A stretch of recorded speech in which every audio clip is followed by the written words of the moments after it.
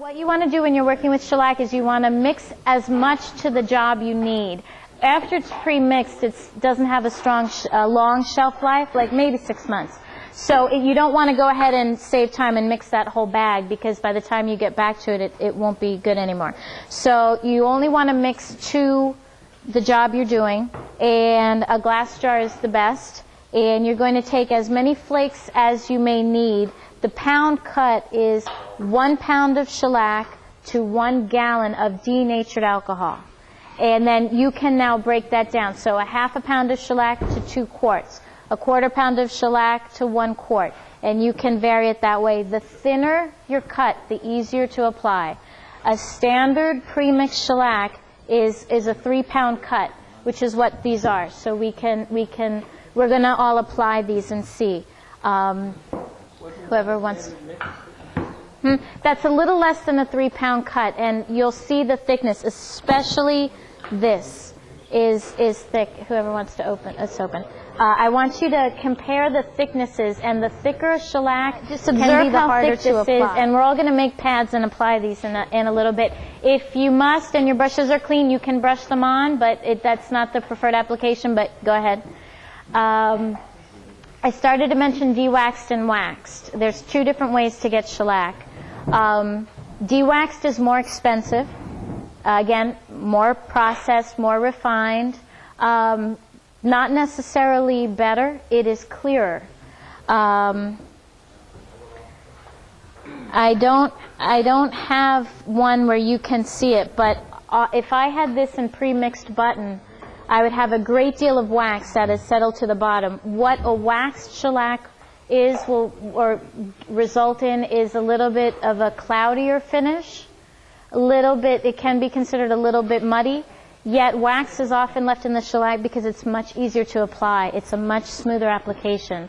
So some people prefer their shellac to be waxed. It's also cheaper.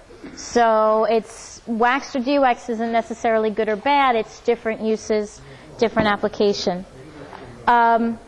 So I've got what's easy to do also if you're just starting out. If you're not sure, you can mark. This isn't really working. With a pen, mark where your shellac ends, and you're going to double that amount in alcohol. So yes, it can be, depending on it. Usually this is how it is, and then you can add more alcohol to make it weaker, to make it thinner, easier to apply. Joanne, these chunks of shellac you send it around, you take a couple chunks. How do we know how much alcohol to add to this? That's what I'm doing right now. Okay. You can weigh it, exactly. If you don't have a scale, you can do it by sight. What you want to do is you put in your flakes, and then you put in the double amount of alcohol. You can do it by sight. And if it were too thin, you can add more flakes, and if it's too thick, you add more alcohol.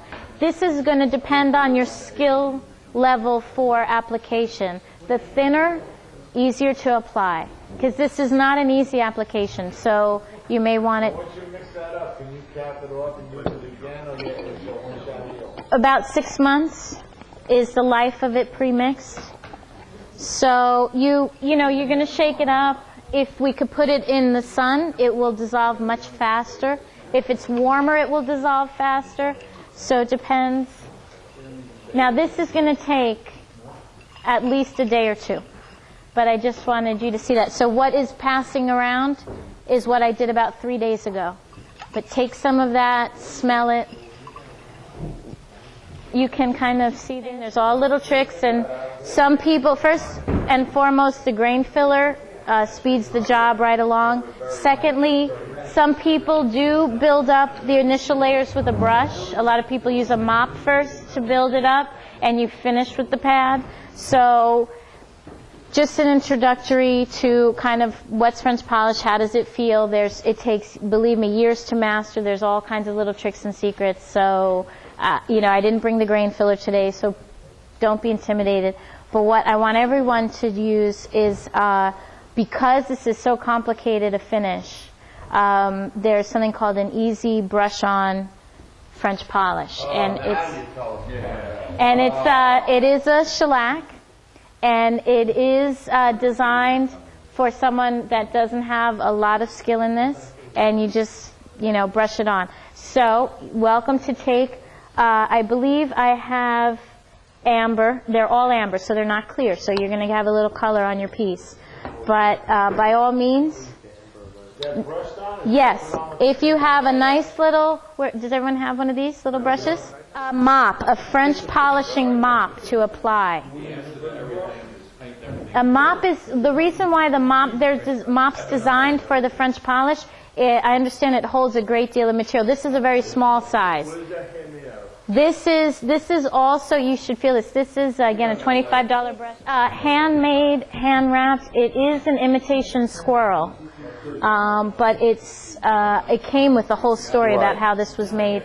And the mops are designed. This is a 4 millimeter. It goes up to 16 millimeter. Yeah. The larger, the better. They're like $100. And you load your material in that. Dip it right in. And that is a great way to do your first few steps, first few layers.